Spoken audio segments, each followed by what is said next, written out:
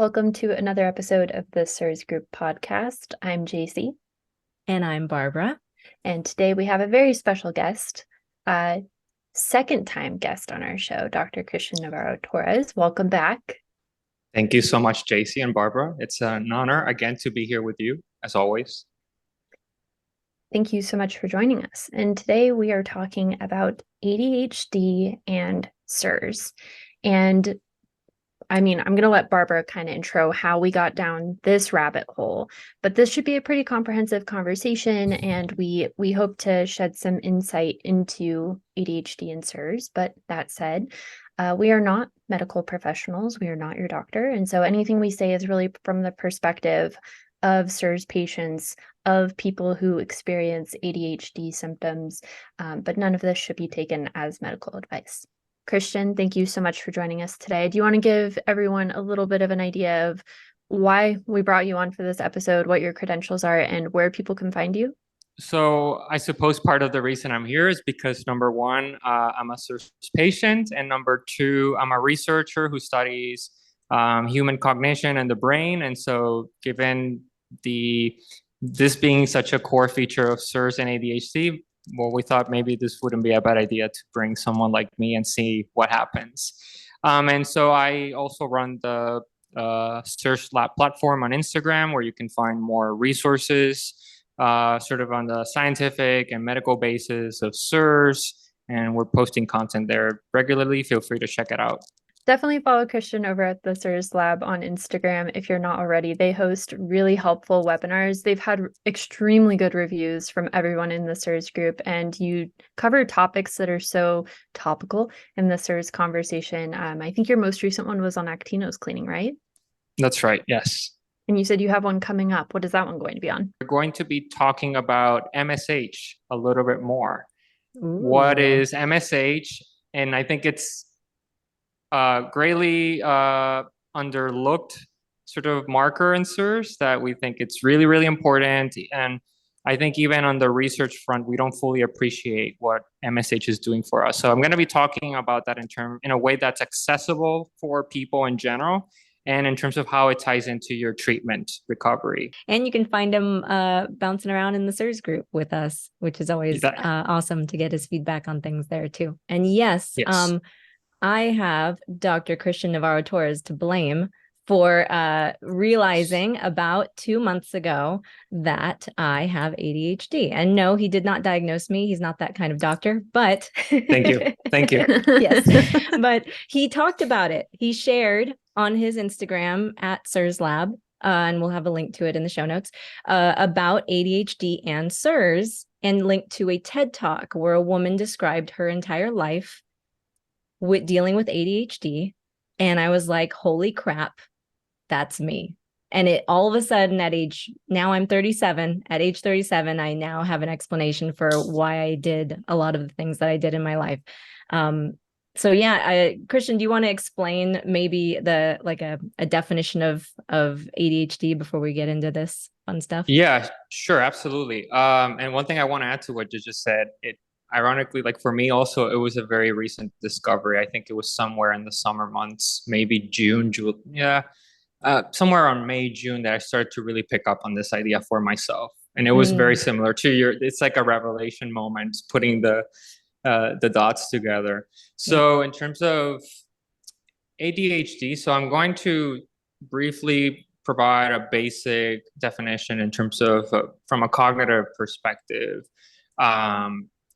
So at its heart, ADHD, which stands for Attention Deficit Hyperactivity Disorder, originally called ADD, Attention Deficit Disorder, or people use those interchangeably. This is basically what we call a neurodevelopmental disorder of self-regulation. Okay, what does that mean? It's essentially an executive function deficit. What are executive functions? These are the cognitive processes that allow us to regulate our own behaviors with respect to goals, right? And that's a really important part of life. It's what makes us in many ways humans, distinct from other species.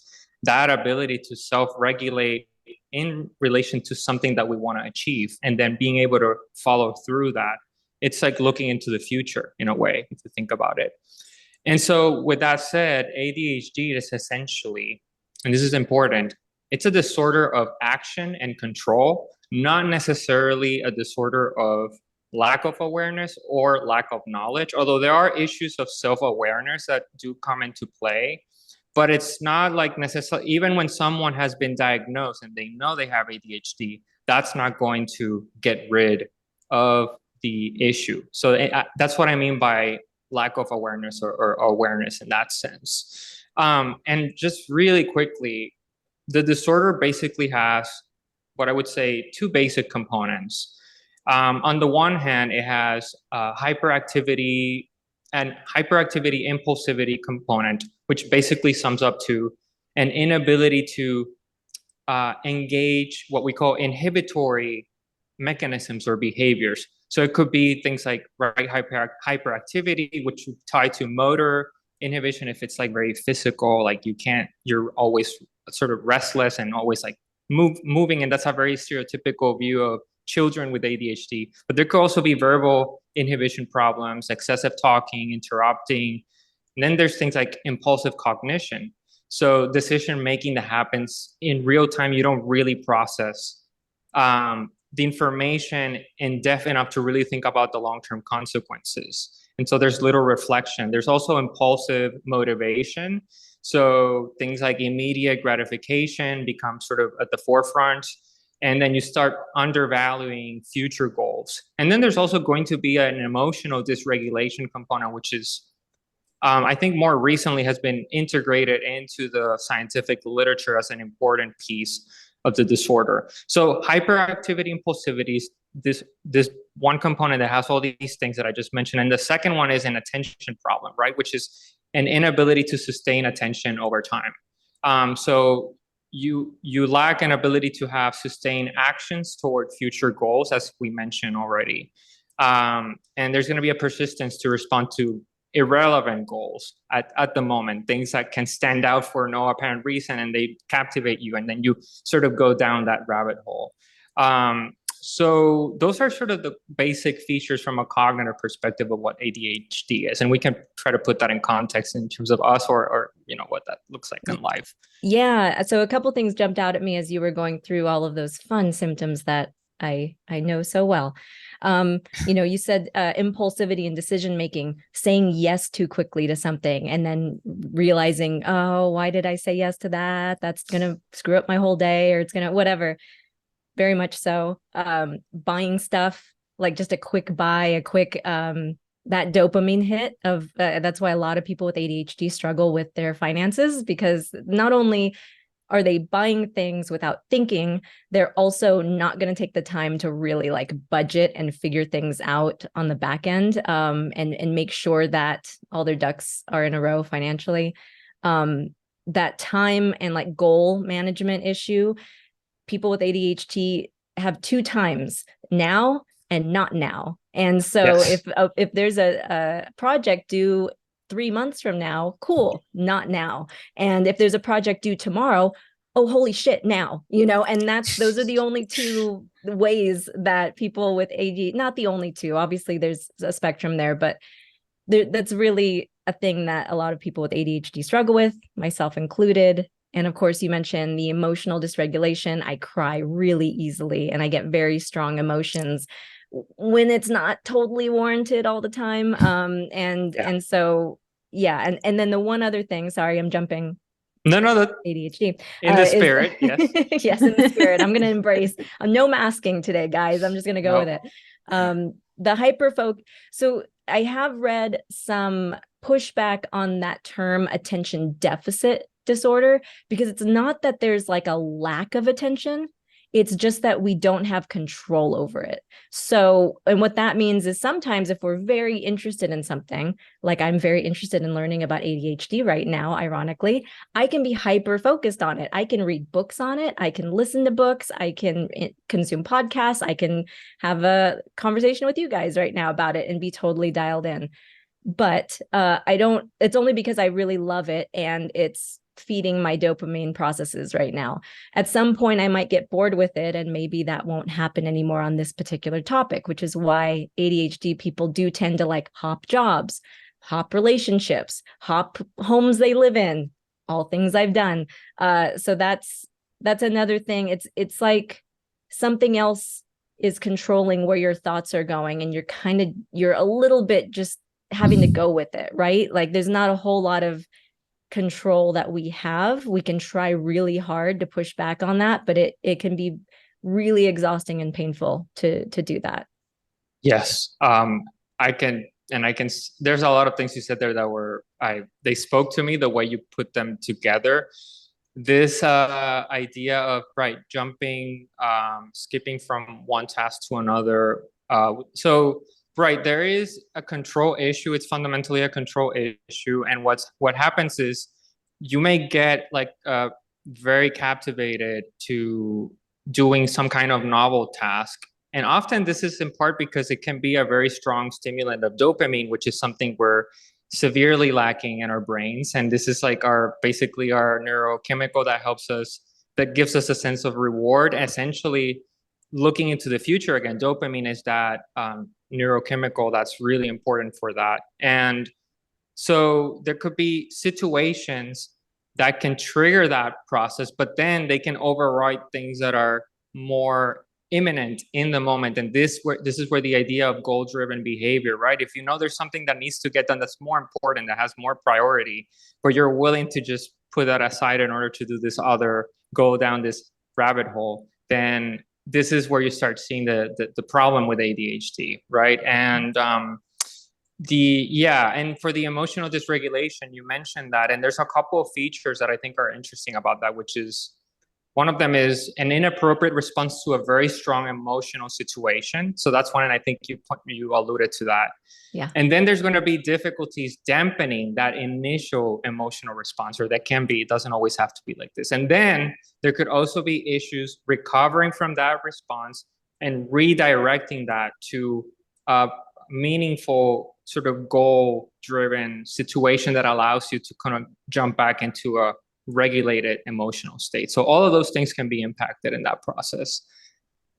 Good times. And just throw in some like good old childhood trauma into the mix, which I think is very common with both people with CIRS and people with ADHD. And the emotional dysregulation, it just has a really good time. Yeah, absolutely. Yeah. Well, yeah, speaking of ADHD and CIRS, I'd love to talk a little bit more about like how those two things overlap and why there seems to be that like comorbidity situation going on where people have both. Not everyone though, of course. JC is a good example. Well, I'm just going to jump in here real quick to define comorbidity, because the first time Barbara said that to me, I thought it meant like additional cause of death. Right. I think I was part of this conversation, if I remember. At least I was part of one of them. I had to like Google it, and I was like, what are we saying right now? Like, we're killing people with these things? Not necessarily. Comorbidity just means a thing you have in addition to the thing that you have. And it doesn't necessarily cause death. Thank you, JC, for that. That's a very important thing to, because there's a lot of comorbidities that people talk about in the ADHD world, like dyslexia or autism or other things where, and then, so I've heard it a lot in all of that, but agreed, before that, I had only heard it being talked about as it relates to COVID and whether someone had some other issue or like at CSI. the time of death. Yeah. So CSI. Oh, beautiful. Okay, good. So yeah, some of the symptoms that are pretty hallmark to both CIRS and ADHD are confusion, that walking into a room and forgetting why, difficulty learning new things. For ADHD people, that happens more when they're not interested in learning the thing, obviously. That hard to concentrate. Again, in ADHD, it does happen, but it's only when you're hyper-focused. So I think if in CIRS, that brain fog never really lets up, that like all of those cognitive difficulties. And I think that might be a really good differentiation. And I'll also interject here that I think my ADHD symptoms became more apparent to me since I've been healing from CIRS, because the brain fog did lift and I was less confused walking into rooms. But then I still was like, still things weren't quite falling into place the way I had hoped, but everything else felt so much better. And I was like, oh, ADHD. But yeah, and then a couple more things. Fatigue in general. Christian mentioned executive function is impaired. Well, that attempt to have executive functioning is very exhausting for people with ADHD. So you run out of energy very quickly. And so on kind of on a daily basis, or even you could be great one day and you just kind of overexert yourself thinking. And then and then the next day you just are a potato, and that's what you have to do. And I know that can happen with CIRS as well. And then of course, memory impairment. People with ADHD, their working memory is terrible. If you give me a code for the bathroom to go use it at a public restroom, I will have to ask for it again. Like that's very normal for me. So yeah, and I want to piggyback on that, because the working memory component is the fundamental deficit at a processing level in ADHD. So, and you already alluded to working memory, but basically, right. So imagine if you're doing something like in fact, this happened to me several times, and I've been able to experience this when I'm in exposure. If I go to like a medical appointment, I'm not going to say exactly where, but there's this very group of or clinics that seem to have a notorious they're famous for not being the most clean places from a source perspective. But imagine if you're filling out a form and then at the same time you're trying to provide information to, let's say, the secretary, right? So what you're doing there is you're using your working memory. It's a specific form of active short-term memory. So it's not long-term memory. Long-term memory, it's okay in ADHD people. In fact, it might be amazing. But it's this inability to maintain relevant information, accessible in real time, in the moment, in the presence of potentially distracting information. So I mentioned the idea of like filling out a form and then I have to listen to the secretary and I'm writing. And I've experienced myself when I am in an exposure situation, I'm trying to do these things in the past, I would literally start trembling. I couldn't just coordinate these things. And so something had to give really quickly. And I think this is an interesting situation of where the CIRS component is at the very least exacerbating these working memory deficits that are so core to ADHD. Yeah, that's a trip, because I don't notice, but so I don't notice that it's happening in line with the exposures, but maybe it is, because I know, Christian, you're much more sensitive to those momentary exposures than I am. Like the alarms will start going off for you. But yeah, it's interesting. I'm jumping in here because I saw this in action after Barbara and Alan got back from Florida. Barbara asked Alan what color of sports drink he wanted and immediately forgot. Like, just asked him, he answered, and she was like, nope. The color is no longer there in my brain. And so I don't think I even noticed until you and I were in the car and I said, do you remember what color he said? Right? Like, I don't remember, like you remembered for me that time. Yes, that was rough. That's a good point. Sorry, go ahead. No, that's intense. Is it that intense? God, that's happened my whole life. Like, that's just so normal for me to ask someone point blank a question. I mean, I thought it was normal to be like, oh, nice to meet you. I'm Barbara, your name. And then you hear the name and it doesn't actually stay. I thought that was kind of normal, but I guess it's not. If I've only met you once, I probably don't remember your name. I think that's acceptable. Okay. Sorry in advance.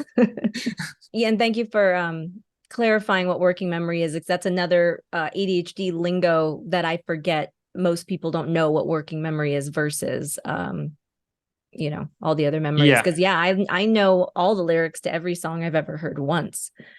Yay. But like, I know no lyrics. What is that? Diagnose me. Oh my gosh, that's really funny. Yeah, Alan has no idea how I know lyrics. Anyway, he doesn't ever memorize any songs, and I can sing like almost anything that comes on the radio. I know Santeria, and that's it.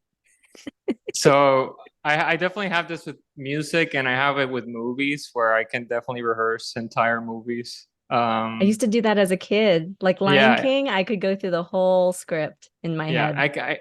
I think I can still do almost all of it. I'm sure it just needs the stimulus. So yeah, so right, and there's this that speaks to this idea of not necessarily an attention deficit in the very literal sense. It really depends on how you're qualifying that. Yeah. So yeah, I would love to dig into some of the science part of like how CIRS and ADHD each affect the brain, how that's similar, how that's different. And I know, Christian, you've done a lot of research on this.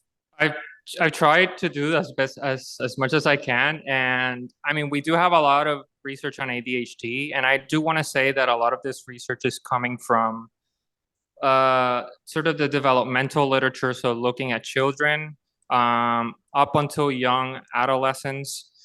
So in reality, in the grand scheme, we don't know much about ADHD past so into adulthood. Essentially, we there is research, but it's nowhere near as robust, and that's a really interesting issue because most CIRS patients, most of us, end up getting sick as adults, and then so that's like there's a huge hole or gap there that I think needs to be further explored, and that has been my sense from reading the literature as much as I've been able to. But one way to think up Oh, to one way, yeah. sorry, I want to jump in just to give people a sense of how many people are affected by each thing. And I know we've talked about CIRS, chronic inflammatory response syndrome, affects about 1 in 4, about 24% of the population is estimated to have the genetic predisposition to not being able to eliminate biotoxins when they encounter that biotoxin. With ADHD, it's estimated that there are around 10% of the population of adults specifically that are walking around with ADHD, but I think only like I want to say like 4%. I'll put the the stats in the show notes if I get it wrong, but like 4% are diagnosed. So that's a pretty big gap there on diagnosed versus undiagnosed. And the issue with kids, usually people freak out like, oh, kids are overdiagnosed, we're medicating our children. Valid in some cases. Some doctors and some people are very happy to go, oh, give them some Adderall, and then that's it. But a lot of people, because of that fear, don't diagnose it at all. And then you have populations that are, again, undiagnosed as kids. And that's so tough. I was a kid that was undiagnosed. I know how difficult school was for me. So anyway, I just want to kind of give people a picture of how often it occurs so that you know that it's not just like, 1 in a million people. It's a pretty decent size of the population, but it is probably less than CIRS even. Sorry, go ahead. Yeah. No, that's a great clarification. Yeah, and I think you may see CIRS patients who, right, and I think the way you describe it was beautiful because the same happened to me once I started the Shoemaker protocol and I started feeling better.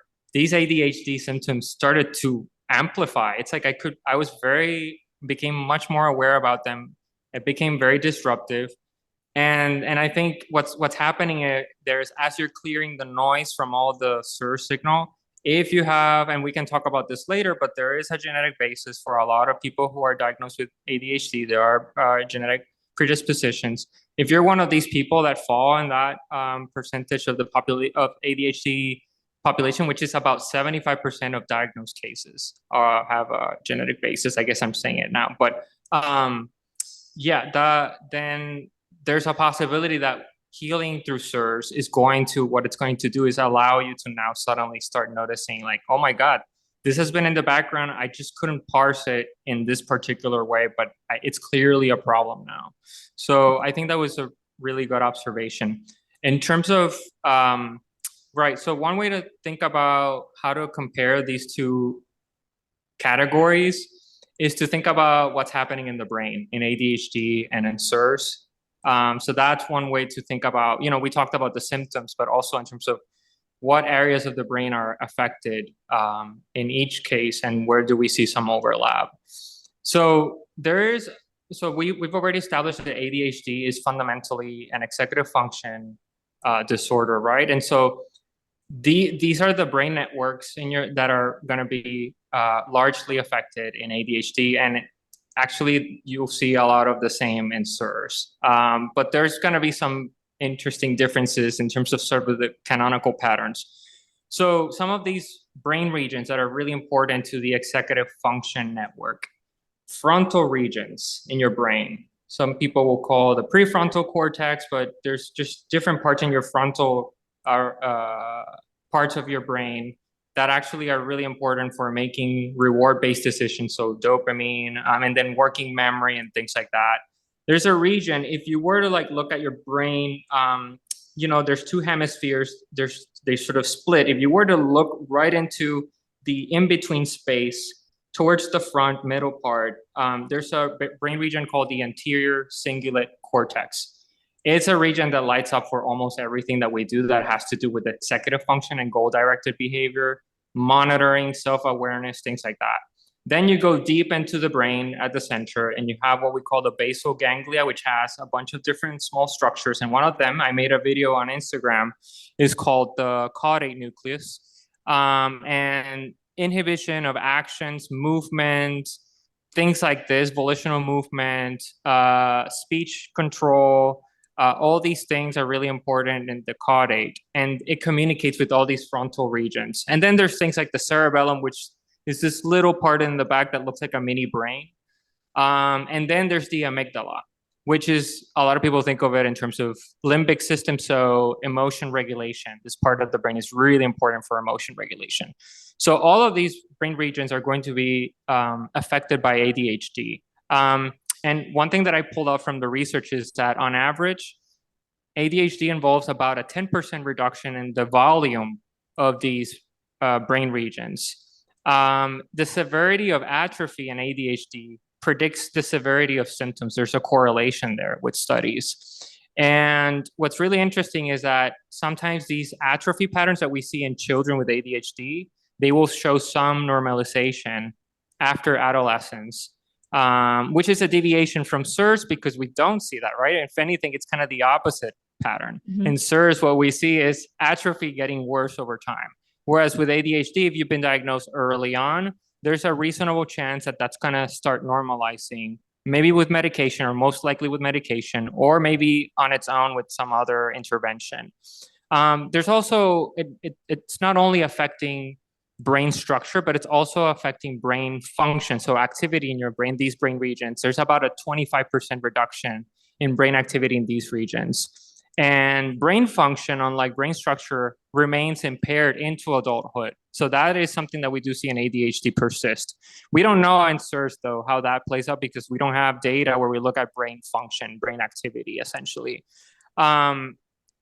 There is, so in terms of similarities and differences, talking a little bit more about that, in CIRS from patients who are suffering from water damage exposure, we tend to see swelling of these frontal regions that I mentioned and the amygdala, which is the emotion regulation center. But these regions tend to have reduced volumes in ADHD. So the pattern is sort of opposite for these specific regions. But what's really interesting is that in CIRS, there's a developmental trajectory, namely that over time, the frontal regions in your cortex outside the brain, they can get swollen, but then they can start shrinking over time. And then we start seeing convergence with ADHD if you start seeing that pattern. I mean, how severe that happens might be very different in both cases on their own. But if you put them together, then maybe you're asking for a recipe for disaster in that sense. But one thing that the two illnesses share in common is that they both lead to atrophy from the get-go to this caudate nucleus basal ganglia region, which is very important, like I said, for things like movement, learning, purposeful actions. Also, dopamine is really important in that circuitry, and this is where you'll see Parkinson's and things like those kinds of neurodegenerative disease. It's like those brain regions affected. And then we already touched on this, but there's deficiencies in executive functions and working memory. So those are some of the core similarities and differences between the two. Beautiful summary. Thank you so much. I have seen just for a little bit of hope that some treatments for ADHD seem to include working on your balance, which I guess is done in which part of the brain? I had it, not the amygdala, but the other one that was in the Working middle. on, oh, the cerebellum, the cerebellum. Oh, you're thinking about, right. Cerebellum is really important for balance. Absolutely. Yes. Which is, I mentioned it. Yes. Yes. But if so doctors have treated, so there are sometimes where children can't get medication, especially if they're in another country. A lot of countries don't allow stimulants to be given at all. So they have the kids work on balance for like an hour a day, which is a lot of time, but and they actually improve, which is fascinating to me. So kind of like working on like those aspects of the brain and helping them kind of develop and create more little neural pathways, like just that act alone can potentially be beneficial, which is why I started doing yoga again. As much as I can, help with my balance, I will. And when you mentioned ADHD being your coordination being affected, or movement, people with ADHD tend to be on the clumsier side, Very which is clumsy. interesting, not as sports oriented, for example. So I think that's fascinating. If you can work on those things, that can maybe have some reversal effects. Yes, it's interesting. I'm a very sport oriented person, but I've always been a very strange person. Like I played basketball. I'm not gonna say professionally, but like in leagues since I was like really young, and I was really good at it. But I had a lot of weird, like idiosyncratic aspects to my body movement, and compared to a more prototypical basketball player, it's always been there. And now I kind of realize, oh, this is what's going on. Yeah, that's funny. I've been terrible with sports, but I'm a relatively good dancer, and I just assumed it was because I'm Mexican. But I think I think because I enjoy dancing that I practice and I do well at it. And I got into dance in high school and all that kind of stuff. So it's interesting but at the same time, I don't think like I could have gone pro, like it probably wasn't quite there at that level or anything. Next season on the CIRS Group podcast, Barbara joins Dancing with the Stars. I'm excited for that plot twist. Oh yeah, that's going to be a good one. That would be amazing to watch. I'll just watch. I won't participate. I don't want to make a fool of myself. Oh no. Hey. No, we want to see your non-prototypical dance moves. Yes. Maybe you could, I mean, I'm happy to do it for drumming, as I'm a drummer. So that's another place where you would see a very weird sort of way of playing drums. It was like always very unique in terms of body posture. My brother, who's a professional drummer, would comment on that a lot. Oh, I'm sure they were really nice comments. Yeah, you could say. Oh man, siblings are great. Yeah. So yeah, we kind of touched on this a little bit already, but the big question, which by the way, guys, spoiler alert, we don't have an answer to, is how can some people have CIRS but not ADHD, or have ADHD but not CIRS? Like, it's not a perfect overlap, but there is quite a bit of overlap, and we don't really know why.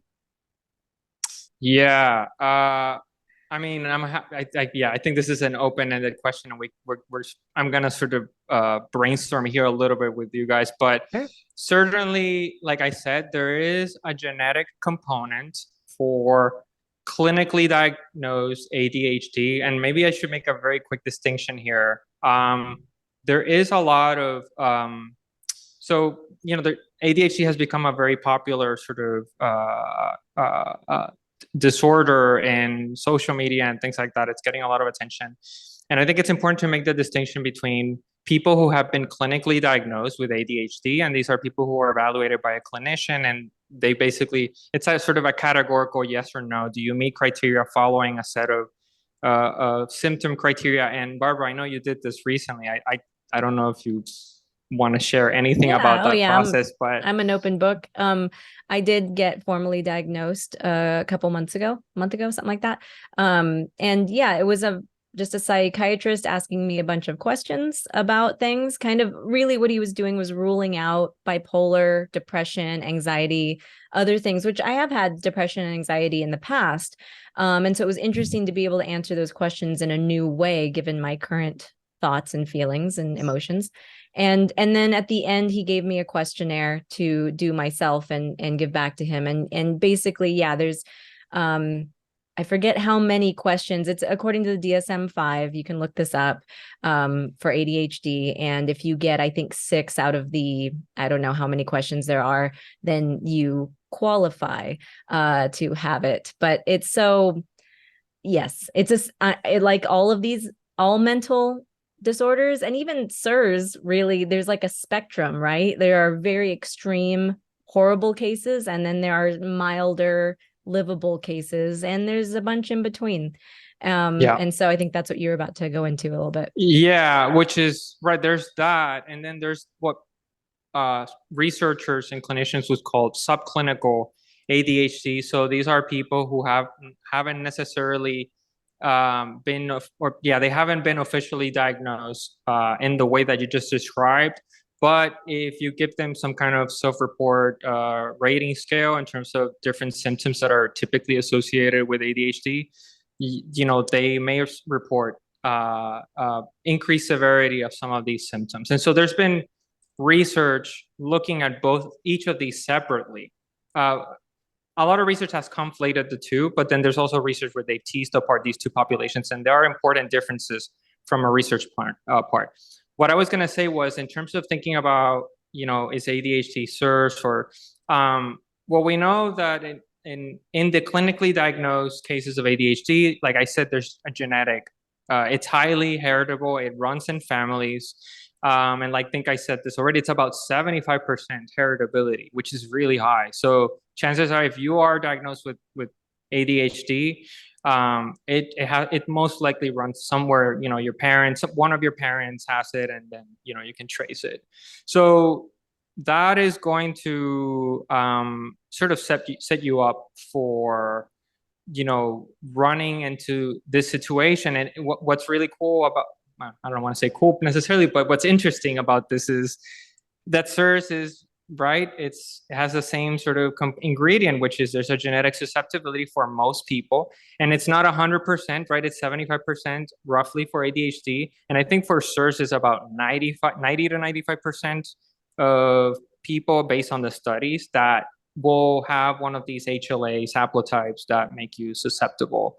So I think that's really important to consider when we're talking about this issue.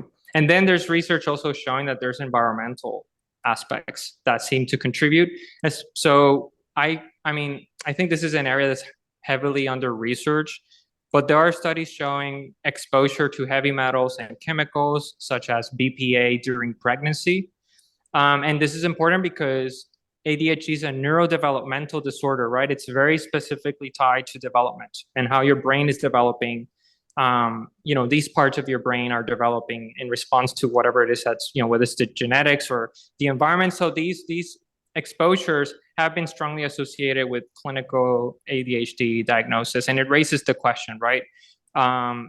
If you have, if you have an HLA susceptible and then you have someone with this genetic susceptibility, you're going to have exposure to biotoxins, right?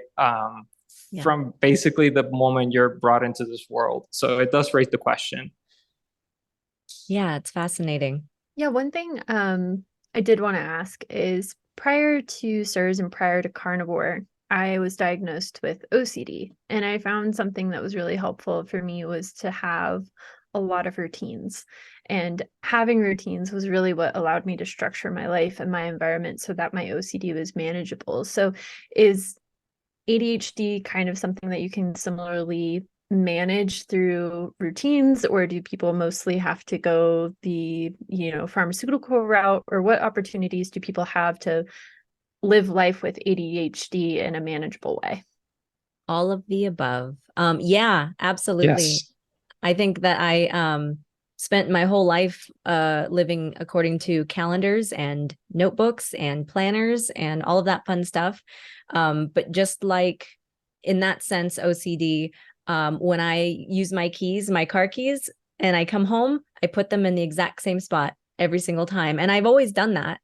And I never thought about that. But man, there was like one time I dropped them with the dog's leashes, like in the same spot. I had to search the house for an hour. Like there's just no, like it was crazy. Anyway, my point is I have to put things back exactly where they always are, or else I will not remember where they are, if that makes sense. So yes, like little routines, little things like that definitely help on the management side. Christian, what has your experience been? Yeah, I've had to, I mean, if I look back, especially as I started entering grad school, certain things became very, very extreme. One of them was pushing things towards the very last minute, and it became to a point where it was very detrimental to me.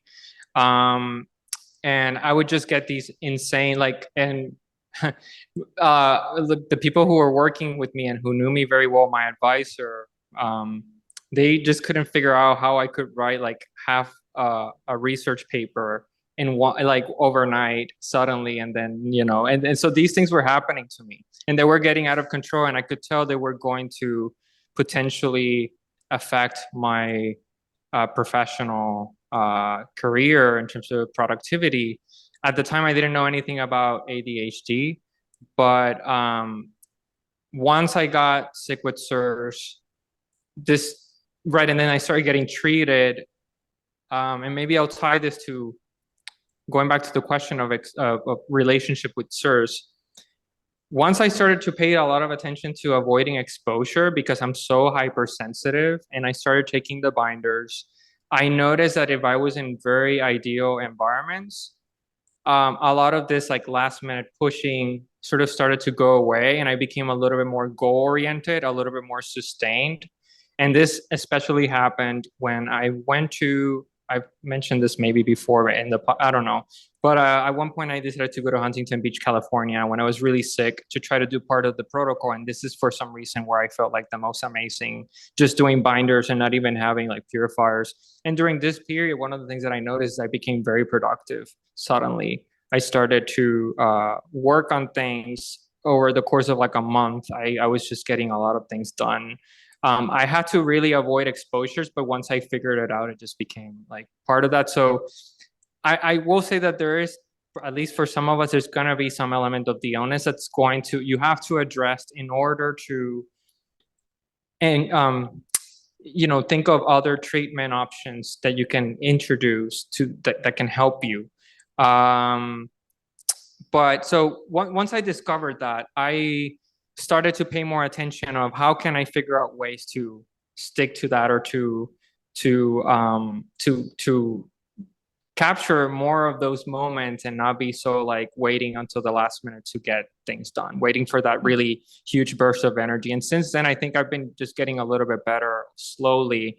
And I think certain supplements have helped for me personally. Definitely calendar. Like I have to mark everything down and I have to force myself to do it right away. Like my Google Calendar, Zoom meetings. I'm not inherently, I don't think I'm ever going to be a note-taking person of like every single detail. That's just not how my brain works.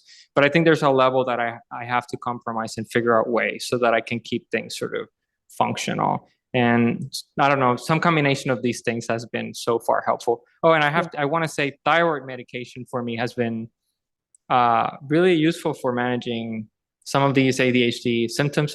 It turns out in the literature that there's a correlation. A lot of people with ADHD have thyroid dysfunction. Not everybody, but something to consider if you're one of these people. Yeah, I appreciate you mentioning that, Christian, because I specifically, next time I get my CIRS blood work done, my doctor's throwing in a thyroid panel, which I've never had tested in my entire life, just for curiosity's sake, and I'll certainly share that with you. But it'll be interesting to see if there's a connection there for me too. When you get to that point in your CIRS treatment where you're just like, throw it in, doc. Yeah, I know, right? Seriously. Let's Hormone just add panel, let's do it. A few more vials, I can take it. Yeah. To piggyback on some of that, like hopeful management tips that I've learned and things that you can look into if you are struggling with ADHD symptoms. This book, Delivered from Distraction, fantastic. They also wrote ADHD 2.0, also a great book. I'm in the process of reading this one now, and it is written by ADHD people for ADHD people. You can read like one section, you can hop around, like they encourage that when you read this book. I'm like What were you gonna say? reading between Barbara's fingers as she's holding that book up. Is the person's last name Halloween? It's Hallowell, but I Oh, do have Halloween nails, so it's very appropriate. But it's topical. anyway. The other thing I was going to say is to get educated in line with the books. I think the more that I've learned about ADHD, the better. I'm very aware. Like when I try to write an email and it takes me an hour, but I accomplish like 5 other things during that process. I'm like, oh, there's ADHD for you. So do that. Let your mind off leash is how I've heard it said, where you're not using executive functioning. Like just go and do something where your brain can kind of float around and not think too much. And I know that's hard for people with ADHD because they really want to be stimulated, which is why they start so many different projects. But if you can kind of just let yourself think about whatever you want and work on things and relax in whatever way feels good to you, give yourself that kindness. And it will be said about every health thing on the planet, but sleep and eating well is so important. The less sleep you get, if you are chronically not sleeping enough, that will absolutely make ADHD symptoms worse. It'll make CIRS worse. And I know that's going to be hard if you have CIRS and you're waking up a bunch of times to pee in the middle of the night. But that's where the more that you can get that stuff under control and help yourself there, the better off you'll be, as much as you can, one thing at a time, right? But those are all important. Those are really good. I really like the sleep diet. I personally found that with the ADHD specifically, they do play a really big role. And we can talk another time about diet. But one thing I did want to say very quickly in terms of resources, on the academic side, there's someone called Russell Barkley. And he's the sort of leading figure in ADHD, and he has a YouTube channel. He's a neuropsychiatrist. He's retired now, I think, and he's just doing a lot of content creation. But if you want to learn from an academic perspective, what's going on, a lot of what we talked about throughout the podcast, he's a great person to check out and on the more scientific academic side. And one thing I wanted to say for tips that I just thought as you were talking is, for me, that's been very helpful, and I think would help people to, if they need to get stuff done, to try not to think about it in terms of, I need to get this thing done by this time. Rather, okay, I'm gonna work for roughly the next 2 hours, and let's see how much I can get done. If you can create a situation that gives you that mentality, it gives you more power, I think, and productivity. It certainly helped me a lot, and so this is like something that I found to be very rewarding. I'll do you one better. No, this is not better. This is how sad my situation is. I have to do 15-minute timers. That's how low. Okay. I will work on something for 15 minutes and I set a timer, and I'll still get distracted during those 15 minutes, but at least it's like this thing that reminds me, no, 15 minutes. That's all. Like you can do anything for 15 minutes. Just do that.